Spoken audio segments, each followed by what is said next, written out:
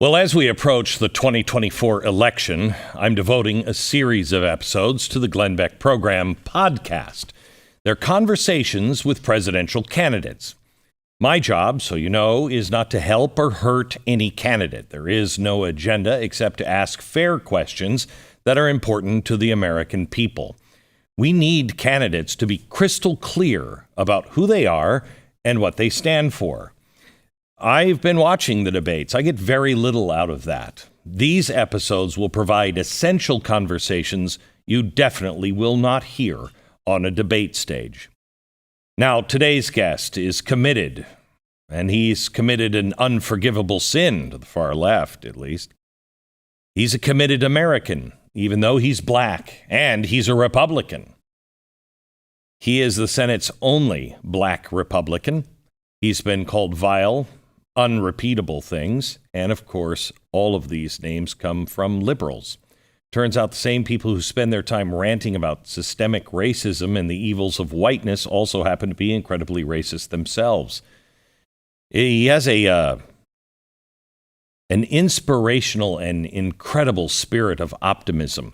He says that it's his grandfather who picked cotton and never learned how to read, got to see his family go from cotton to Congress. His grandfather used to tell him, you can be bitter or you can be better, but you can't be both. He's a huge advocate for people to, quote, be able to agree without disagree and without being disagreeable. Today, we're going to sit down and listen to the senator from South Carolina, Tim Scott.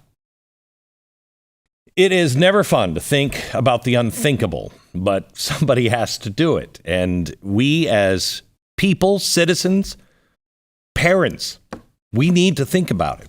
If disaster strikes, somebody's got to make sure that you and your family have everything you need. And at the top of that list is food and water. And it's always better to have it and not need it rather than need it and not have it. Fortunately, you know the place to go. It's My Patriot Supply, the nation's leader in high-quality emergency food. I keep it on hand in case things go south, and you should too.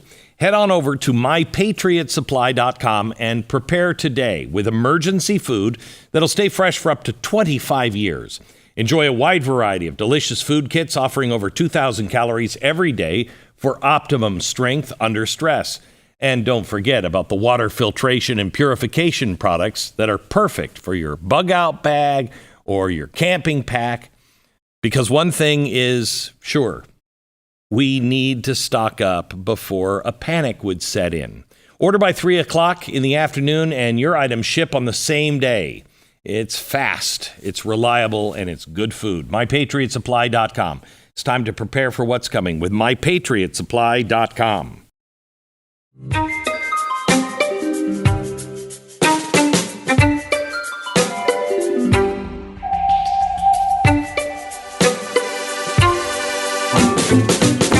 Senator, good to see you. Glenn, thanks for having me. You bet. Yeah, you look sharp. Yeah, thank you. So do you. Thank you. I'm not wearing a red power tie. But, well, you know.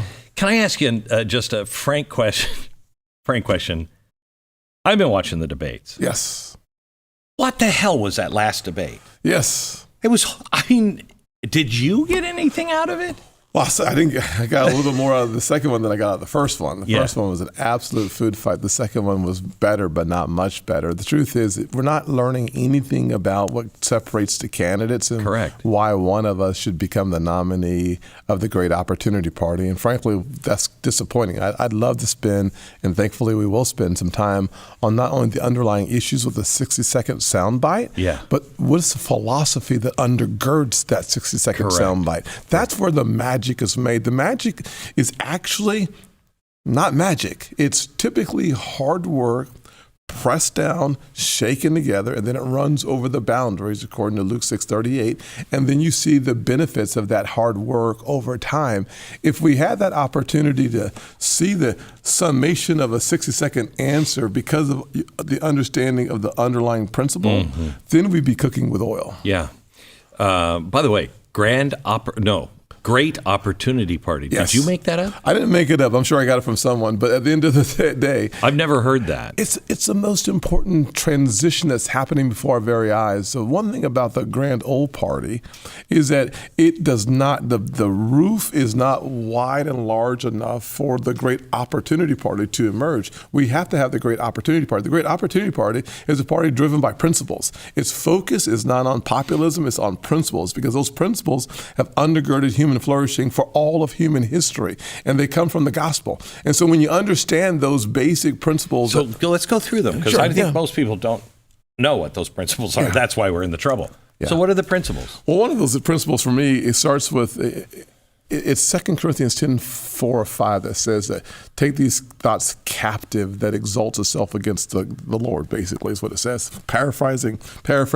And what that basically means is there's something called absolute truth. It is a foundational principle on which this country was born. The idea of America is that there is an absolute truth. And absent of absolute truth, you cannot have an objective standard because everything is relative. When everything is relative, you get these people in 2023 who say, oh, my truth and your truth. There is no truth in my truth and your truth. There are experiences, but there isn't a truth. The truth has to be absolute. It has to apply consistently throughout all of the universe. And without that simple gospel truth, you cannot have an objective standard. So you can say, my truth is America is a great place, and somebody else can say, my truth is that America is an oppressed state. Yeah. But what's the principal truth behind it? And those are your experience leads you to the conclusion that America and those experiences can absolutely be real. Well, this is where, Glenn, I love this part of the conversation. I hope we continue this way. Our emotions are real. They're just not real accurate. One of the foundations of this truth known as America is that we are the greatest nation on God's green earth because we sought to do what no other country's ever done, which is to be born through a Declaration of Independence that says that we have things that don't come from each other. Because there's a higher power that gave us certain inalienable rights, life, liberty, and the pursuit of happiness. Pursuit of happiness is, in many ways, embedded in this notion of the rule of law, because without the rule of law, the strong take from the weak, period. America's unique that we believe something far greater, far more powerful than the strong takes from the weak. That there are boundaries, there are legal limits. That is unusual. That says that the weak has a right to life, born or unborn. It says that the kid who's living today in rural Iowa understands that there is a playing field called America, that if you just, the mayor of Dallas, the new convert to the Republican Party, said it today, if you play by the rules, understand the maze, and respect law enforcement, your chances of succeeding in America, pretty darn good. That works in rural Iowa or any city, Chicago, if you have absolute truth and objective standard. In these big cities, you don't have them anymore. So people would say that I don't have that because I don't have the education. I don't have the family. I don't have the opportunities. I didn't either. I'm here to celebrate the goodness of America, not because I was born with a silver spoon. Mine was plastic. And I grew up with a father in a household who was there to teach me all the things that you hope that your father would teach you. I missed that part of growing up.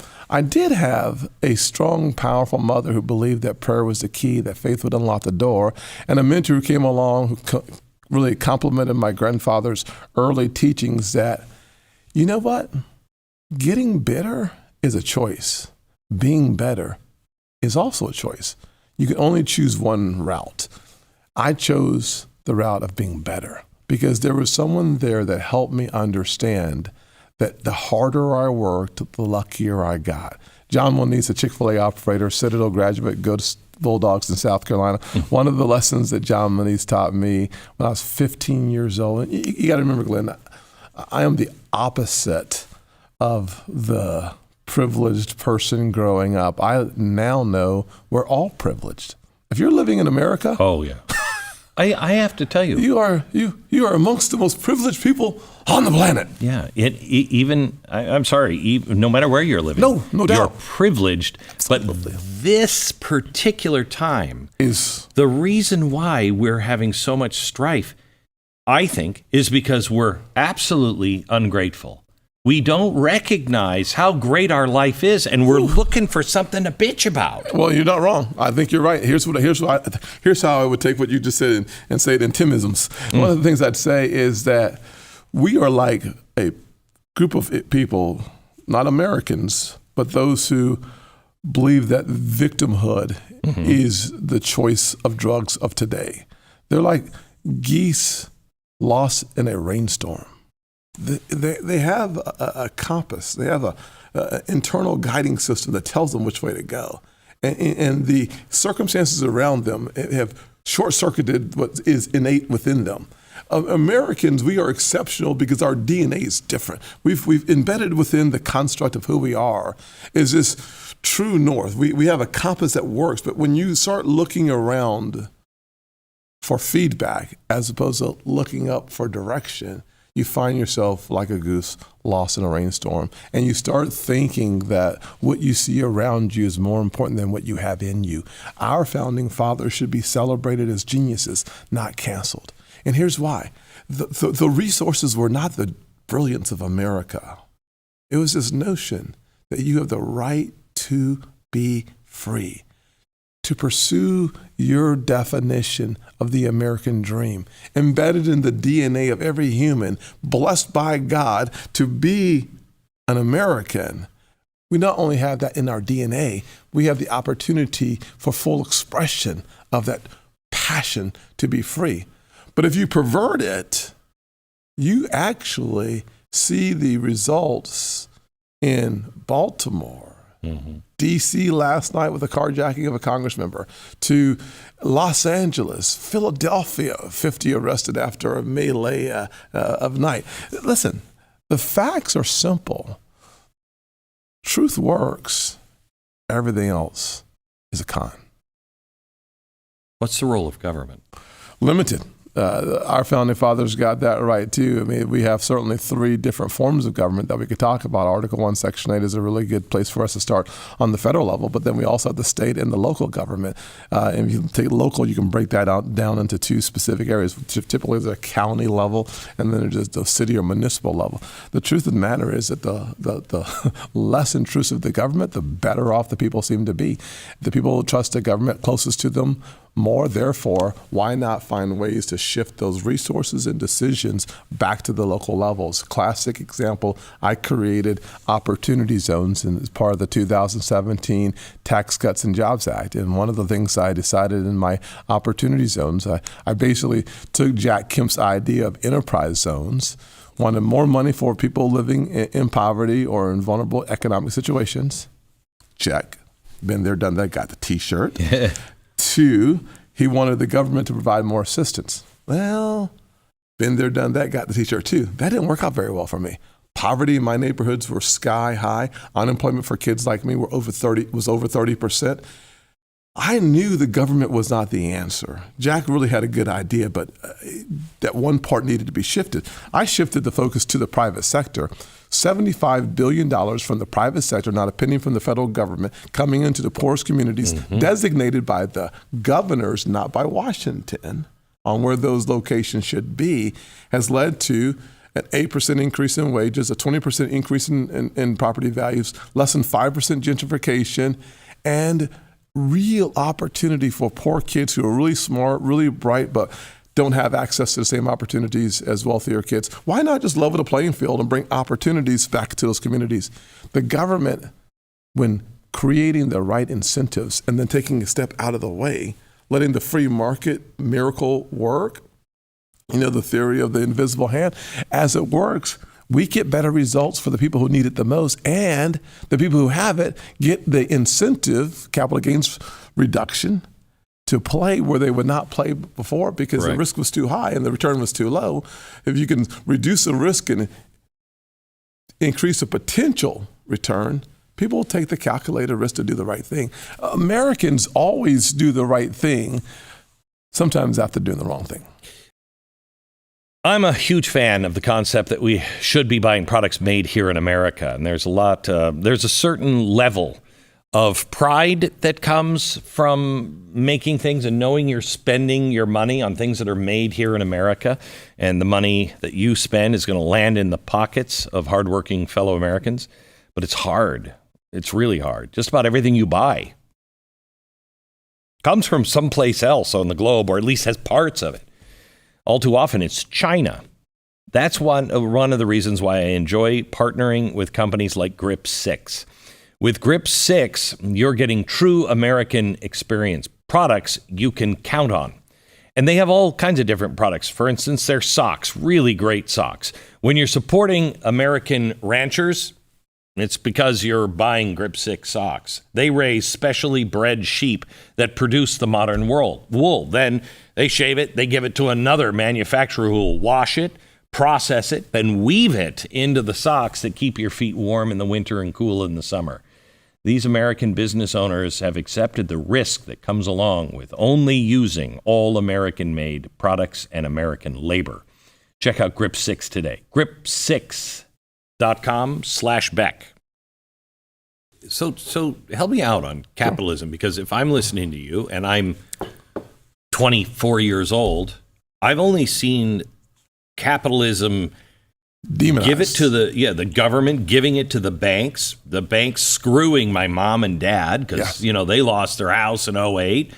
That's all I know. Yes. So why would I want to give any money or help have the private industry come in and do anything? Well, that's a great question and a fair question. Just think about that 24-year-old whose parents lost their house in 2008. I'm going to compare that to the 7-year-old who had no house to lose, being me, living in poverty in an inner city community. Government's always around, trying to provide more resources, more help. And what was the result of that? The stagnation. Very static. The people in my communities where I grew up, most often intergenerational poverty. Why? The result? Well, the Great Society is a big part of that. Part of the Great Society was that we were going to bring checks into households if the male, the father, would leave those households. The devastation, particularly in black communities, can be measured in unemployment, measured in crime, measured in fatherlessness. And from the good book, Hope Deferred Makes the Heart Sick, we can now look generations later, decades later, 60 years later, and see that the devastation of the first inklings of socialism brought by the government into the poorest communities, that devastation is wreaking havoc all over the country in these big blue cities. That is avoidable for this 24-year-old. I've brought this up to a couple of people, and I'd love to hear your opinion on it. How did Lyndon Baines Johnson, who was absolutely racist to the day he died, horrible racist, the guy who stopped the civil rights program in the Senate in 1959, all of a sudden becomes the architect of the Great Society? I am convinced that the people that he worked with that produced that did not necessarily have African Americans' best interest in mind. I think it was a poison pill. Yeah. African Americans had a higher familiar or marriage rate than white Americans Absolutely. did. Going into that's one of the things I said that the founder of 1619 Project has been just trying to destroy me on the web. Congressman Bowman called me Sambo because of my positive comments the other night. Oh my gosh! I mean, this is the kind of disgusting racism that I'm hearing and feeling from people who look like me. It would devastate the average person. I've just had so much of it over the last several years. When I wrote the Tax Cuts and Jobs Act, I was one of the three authors of the legislation. They called me a prop. When I decided I wanted to defund to stop the defunding of the police and start refunding the police, they called me a token. When I pushed back against Biden's agenda, they called me the N-word. The one thing I see from the radical left and frankly from the power brokers who sometimes look like me is that they are willing to use class and race to hold on to their power even at the expense of the American people. It is disgusting what we're seeing there. But I will say that what we've learned over time is that the radical left says to people like me, sit down, shut up, but don't forget to vote. And we mean blue. The price is too high. And you think about LBJ or Planned Parenthood, founded for the termination, really the extermination from her perspective, of black people. And to see where they set up their shops, to see what they're selling. They're not in my neighborhood. It's devastating. And that's why I feel like it is my responsibility as a kid who grew up in poverty, as a kid who only had a mother in the household, as a kid who had a mother who barely had a high school education, who worked 16 hours as a nurse's aide, changing bedpans and rolling patients. As a kid whose grandparents endured racism from the 1920s in the Jim Crow South, to pretend that family history didn't exist would be a lie from the pit of hell. To pretend that it is exactly that way now would also be a lie from the pit of hell. So my responsibility is to take the seriousness of who we are as Americans, the seriousness of the issues that we face, and take a look back and give people a snapshot of what is possible in this great nation, coming from tough neighborhoods where my friends were shot, buried, or locked up. When you understand that this country works for all of us, in the year 2023, we should not be playing games with people's emotions. We should not be selling socialism and a radical progressive movement that has been proven wrong, not just in Cuba or today in Venezuela, but in the poorest blue cities in our nation. We see the results of socialism, and it's devastated poor people. How come? I mean, I keep feeling this way about all people with Joe Biden. How bad does it have to get before you wake up? And I would say that in Detroit in 1960 was the greatest city in the world. It was the iconic city. Yes. This is how you do it. Right. Totally agree. How many times do you have to vote that way before you go, this is not working out well? Listen, my answer is stop. Stop. Don't do it again. The price is too high for your kids. The price is too high for the people that you love the most. The price is too high, and there is no ROI coming your way. We cannot sell baby Americans the path of socialism. When they're born, they owe basically 90-something, I say 100, right around $100,000 per American born in this country owed to the government. We can do better. Nobody thinks that we're going to have to pay that off. Well, Please tell me why this debt has got to be solved, why we have to stop spending. But say it to the average person who's never felt the effects of this debt. Well, the short answer is we are a country that brings in $4.8 trillion. Under Joe Biden, he plans to spend $7 trillion, which is 40% overspending. That annual deficit is $2 trillion. When you see that as your future, you should ask yourself, do you ever have to pay it back, and do you have to service the debt? The answer to both is yes. So the immediate question then is, if I have to pay the debt back, what is that credit card payment today? The credit card payment today is an interest-only payment that does not include the last 11 rate increases. Oh my. The interest only is 572%, or over 10% of all of the revenues that we have coming in today. We are paying out on interest only. Therefore, the $33 trillion worth of debt keeps going up without being touched. Second thing you should ask me is, well, what does that look like in 5 years or in 10 years on interest only? Well, if you increase the interest rates to reflect the 11 rate increases we've had. So this is already, it's just coming. We haven't rolled over all those pieces of debt. And so it's already here. What is it? Be closer between 1.2 and 1.5 trillion dollars. In a nation that only brings in 4.8 trillion, said in a way that we understand, 1 out of every $3 would go to debt service interest only, not to our military, which is about $850 billion, not from Medicare, which is about $750 billion, not to Social Security, which is $1.1 trillion, not to veteran benefits, which is around $400 billion, or Medicaid, which is somewhere around $300 billion, or Obamacare, no one knows what that costs. Not to any of those things, not to the annual expenditures, which we know we think as far as the annual appropriations, about $1.7 trillion. None of that. Just for our debt. 1 out of every $3. That's why you run for president, to restore sanity to a country that afforded me an opportunity that I could not get anywhere on earth but here. Back with the senator here in just a second. There is nothing worse than having odors in your home that just won't go away.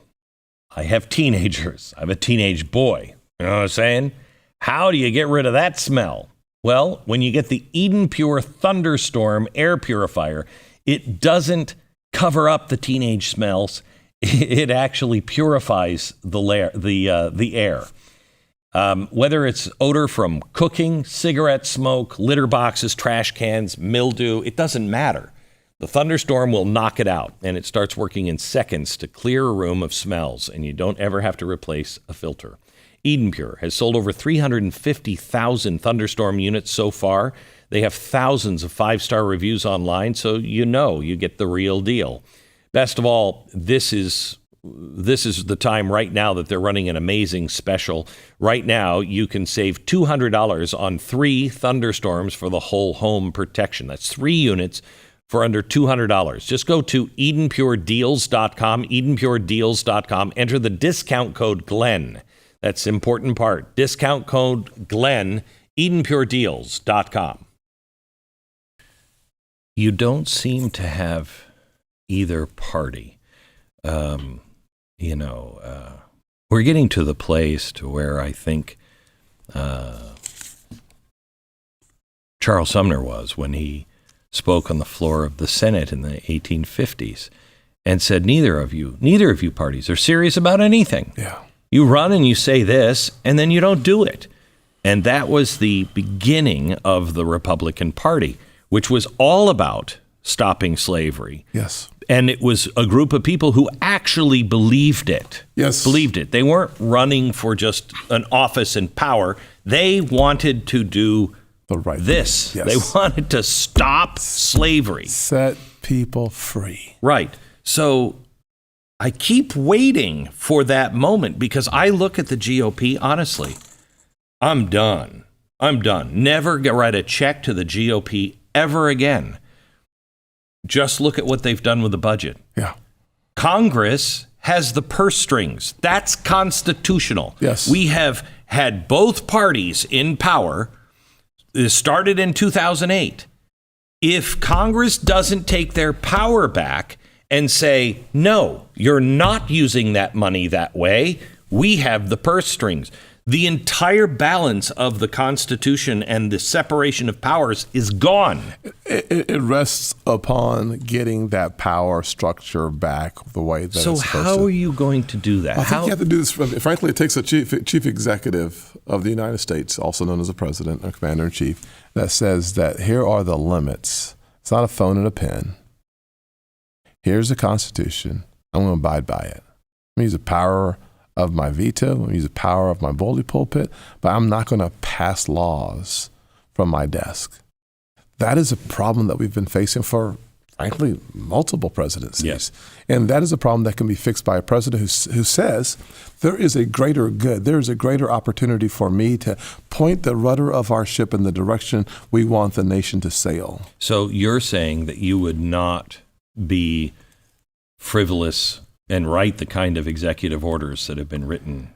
And you, yes, I'm saying that, but it goes a step further. We also have to have a president who reins in the bureaucracy that creates rulemakings, and they decide that those rulemakings are laws. The SEC is a classic example. I'm no fan of Chair Gensler, and probably anybody who's been on before a banking committee knows that, including Chair Gensler at the SEC. He's making decisions about environmental policy as the head of the Securities and Exchange Commission.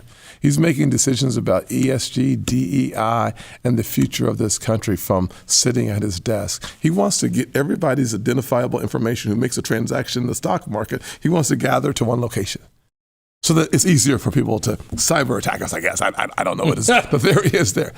But it's that kind of rogue behavior that if you appoint the right people who want to actually be textualists, like we want on the Supreme Court, you want people who are going to follow the law in every single cabinet position. Having that would transform this nation, and it would restrain the bureaucracy who believes all you have to do is outlast a member of Congress, and they're not wrong. So getting that right is a job of a president who has a vision for what this nation should be based on what we have been. So that's great, and I agree with you. Everything you just said. Donald Trump came in. Yes. And he came in kind of a lone cowboy, not popular with everybody.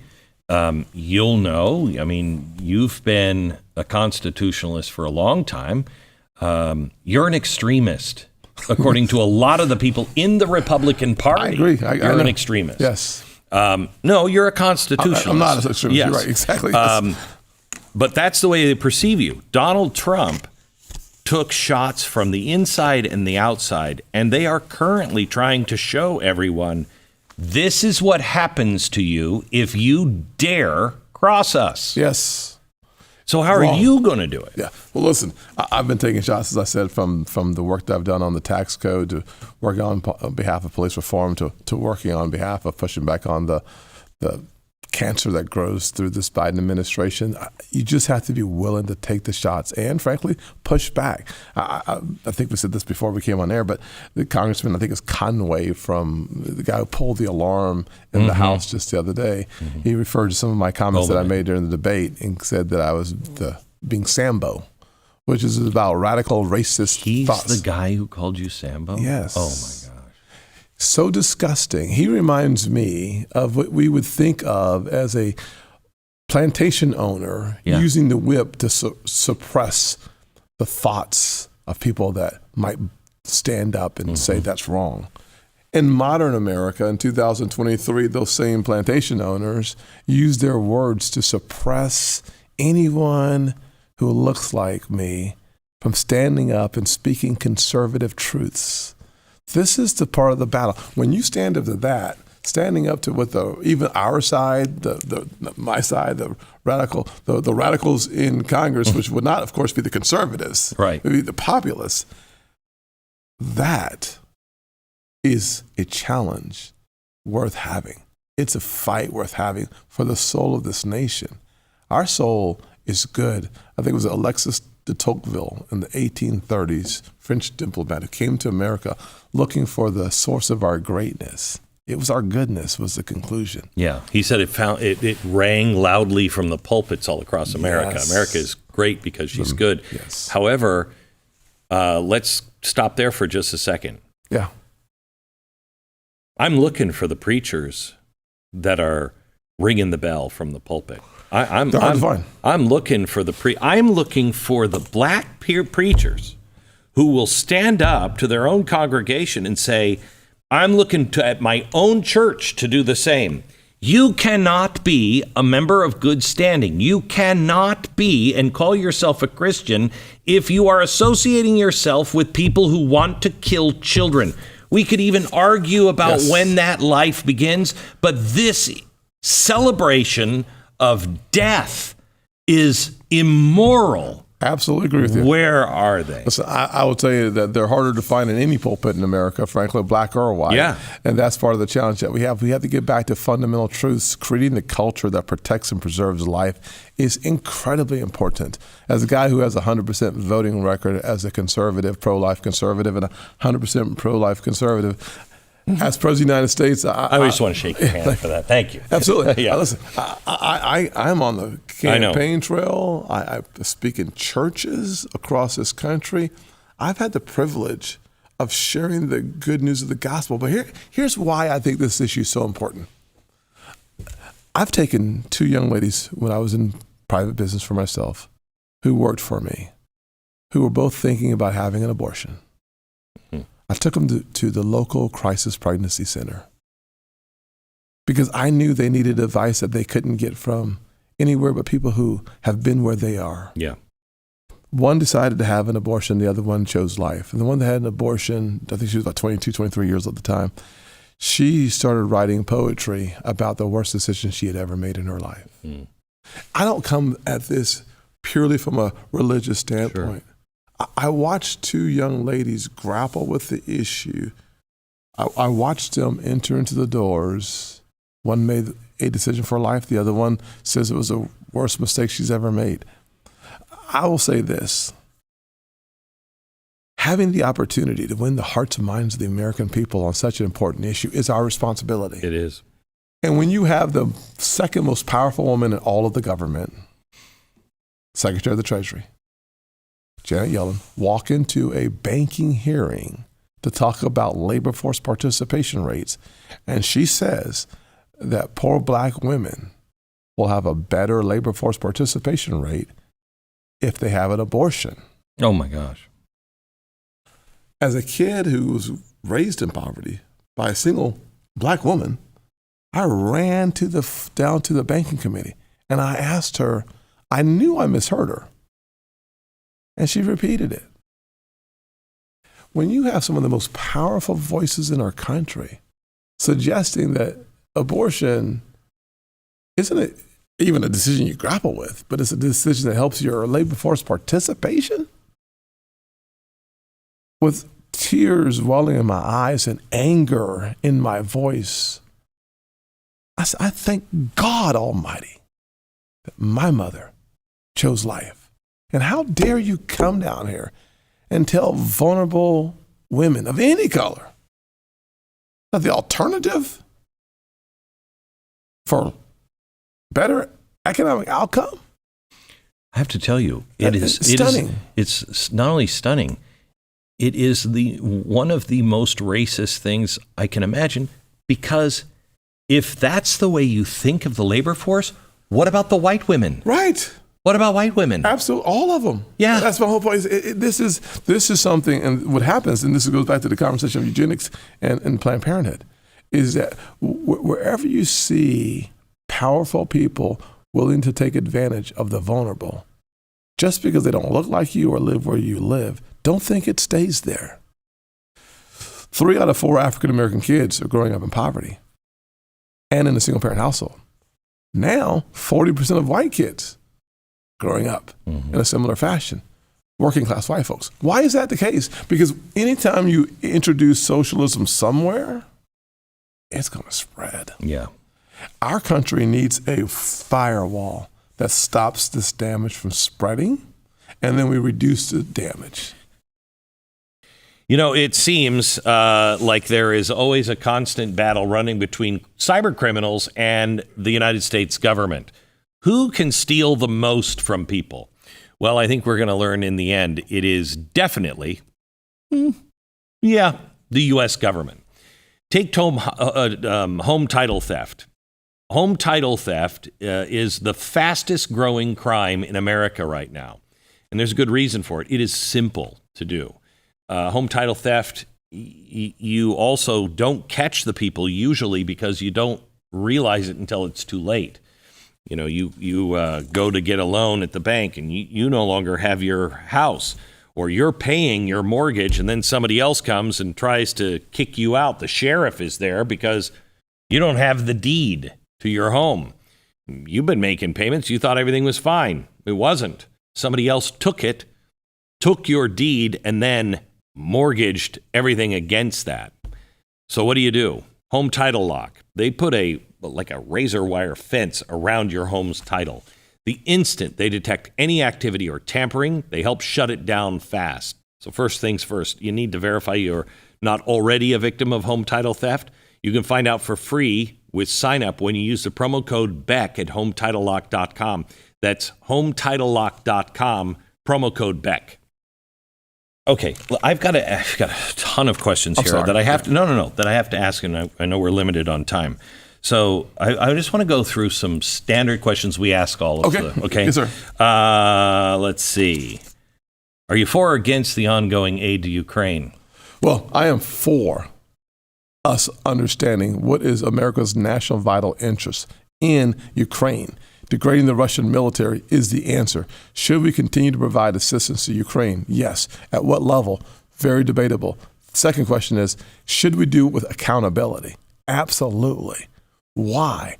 The axis of evil that started in 2014 under President Obama, when he allowed for the incursion into Ukraine that took Crimea, has metastasized. No. You know this. If you don't, we'll spend some time afterwards. Yeah.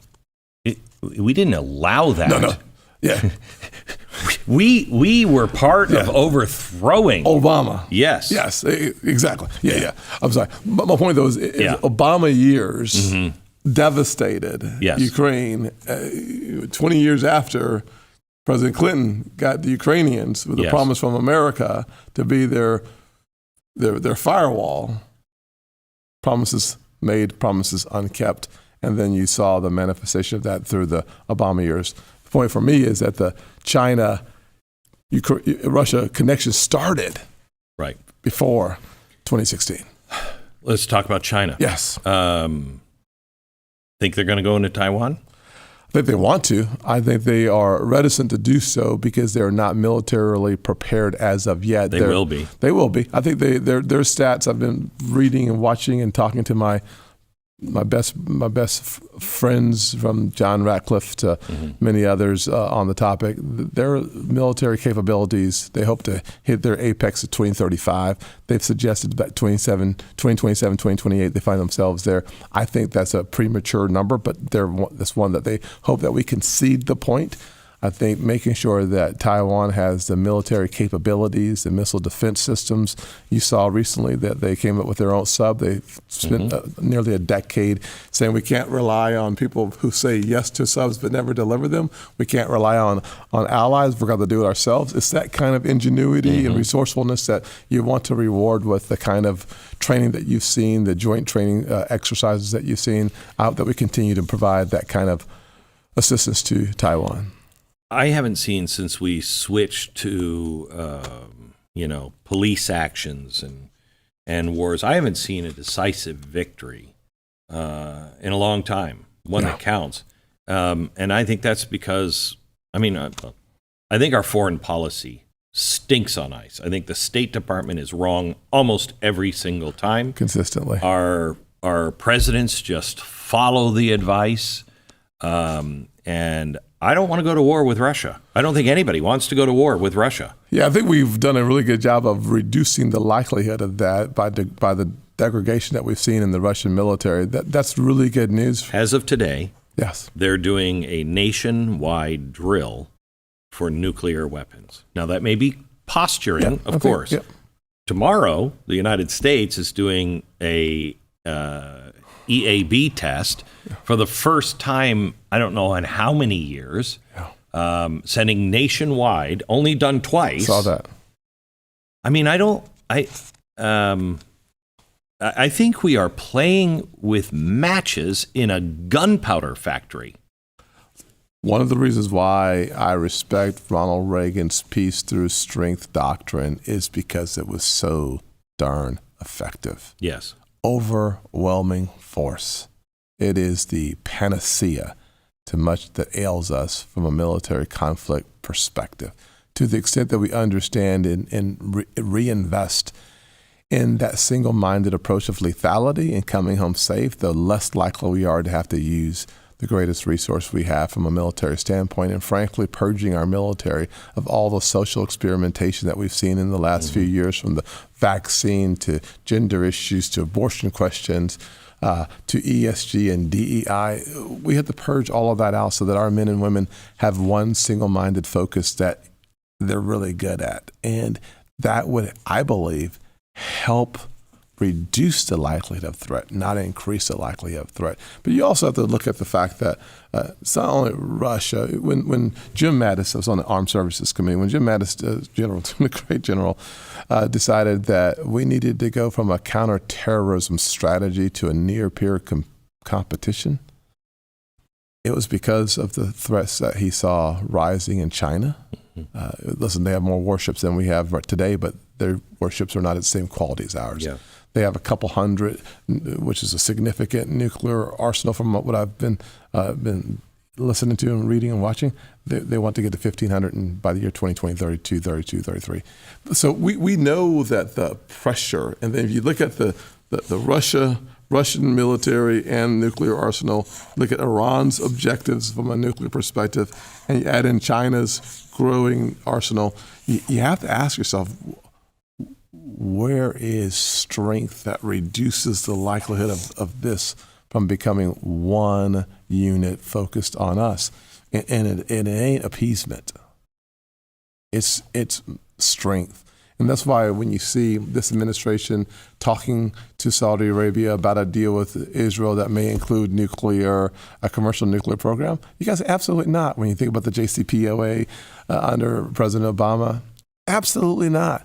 We have to find a way to reduce the likelihood of nuclear conflict, and one of the ways you do so is by shrinking its footprint outside of our country and making sure that we fortify ours within the walls of our country. So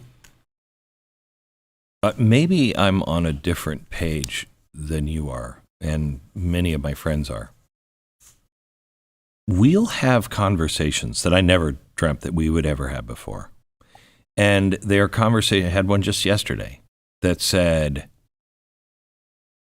can you tell me how this ends well for America? Can you show me just on the presidential race? Yes. Either side wins. The other side's going to say they didn't right. trust it. If you would win the election, they would say it was stolen or whatever. We are in so much trouble right now. The whole thing is just a tinderbox. Yeah. Okay. If the Democrats win, Joe Biden would win. Our side is going to say, how is that even possible? Yeah. And it only takes a couple of people. We also have war. We have a Federal Reserve that is completely out of control. Our budget is completely out of control. Our Congress is not working. No one's talking to each other. We have the outside, China, Russia. They want us to collapse. I mean, we'd be on the ground if this were Russia or China, because we did it before in Russia. Yeah. We'd be on the ground. How does this, you're talking about in 2035, I think there's a lot of people that go, how about 2025? How do we make it to 2025? Yeah. I think leadership matters, number one. The fact of the matter is there's a way for us to rally this country around, frankly, a revival in conviction that we can believe in each other. The greatest threat to our country does not come from China, doesn't come from Russia, doesn't come from Iran, doesn't come from BRICS. It really comes from internal. So then, here's how we solve the problem. One of the things I've been successful at doing in this campaign and campaigns in the past is finding a way to use common sense conservatism to rally people who don't vote for me to the same cause. I'll give you two examples, one on the campaign trail and one in the United States Senate. On the campaign trail, I've been running ads in Iowa that basically says four different things. Number one, if you're able-bodied in America, you work. Number two, you take out a loan, you pay it back. Number three, if you commit a violent crime, you go to jail. And number four, God made you a man. You play sports against men. 95% of Republicans say, heck yes. 75% of Democrats say, I agree. 65%, I think it is, of African Americans agree with all 4 points. 58% of millennials agree with all the points. We have to give this nation a vision big enough to compel us to action. And one of the ways that we do that, I believe, is to look at the formation of this nation and say that the idea of America and the American dream is alive, it is well. And let me give you a grand vision of your ability to achieve the American dream, your version of it, but you can achieve it. And let me give you some points to think through about what those common core principles are that builds the greatest society we've ever known.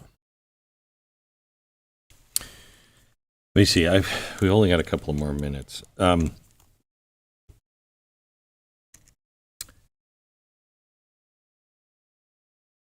DOJ, the weaponization of Lady Justice, who should have a blindfold on. I have never agreed. When I was small, I remember Nixon being impeached. And then they pardoned him right away. And I thought that was wrong. Now, Mike Lee and I have talked about it before Trump was impeached. And we were talking about Clinton. And I said, I think she belongs in jail. And, with a trial and, an actual, not a kangaroo court, actual facts. Yes. And if she's found guilty, she should go to trial. And everybody should be at that standard. He said, Glenn, that's what banana republics do. And I said, but there's a point to where it gets so bad. Yeah. People now, they're trying to put Donald Trump in. And I'm actually hearing people on the left say, if he gets in, he'll put people in jail. Well, I want to know from you. Yes. Not from vengeance, but if people at the highest levels, if they were lying, obstructing, breaking the Constitution, any of those things, yes, will you put them in jail? Will you use your bully pulpit to say they need to be tried? Absolutely. Here's what we need. We as a kid who grew up in the 1960s and 70s, the one thing I yearned for was fairness. Yes. I wanted justice for all. I wanted Lady Justice to wear a blindfold and make decisions. To me, as we first started this conversation off of the concept of absolute truth, and then I talked about the objective standard. The objective standard is how you apply fairly the laws of the land equally to everybody in the country.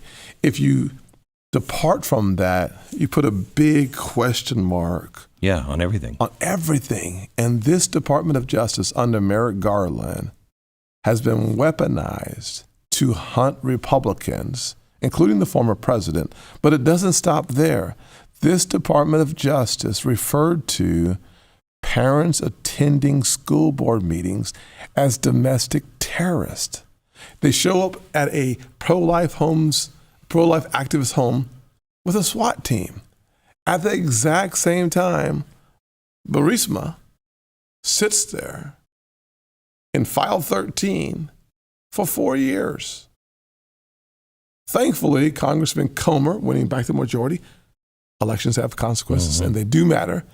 And General, as I call him, but his name is Senator Chuck Grassley, working together to bring more and more and more of this information to the surface so that we can restore confidence. I think the last poll I saw said that 17% of Republicans had confidence in our Department of Justice. Everything's gone. We've the got trust in all of it. And all that's the institutions. All the institutions. And this is what China's selling, by the way. China is selling that the Western decline is irreversible. And they point to the internal conflict as example number one. Okay, I've got 90 seconds. On a scale of 1 to 10, how committed are you to this? 10. Restoring fossil fuels. 10. Okay. Stopping all this EV garbage of 10. Okay. Making sure anybody can vaccine mandate. 10. The CBDC, central bank digital currency. Yeah. Is it going to, are you against it or for it?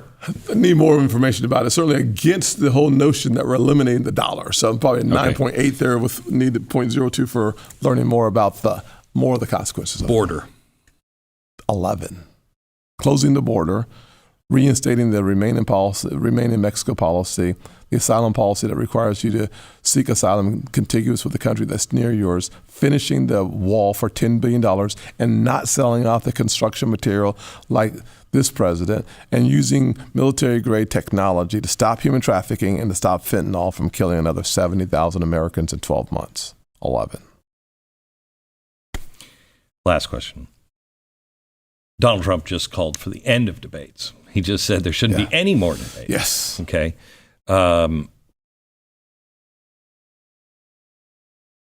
How do you see any of you guys breaking through?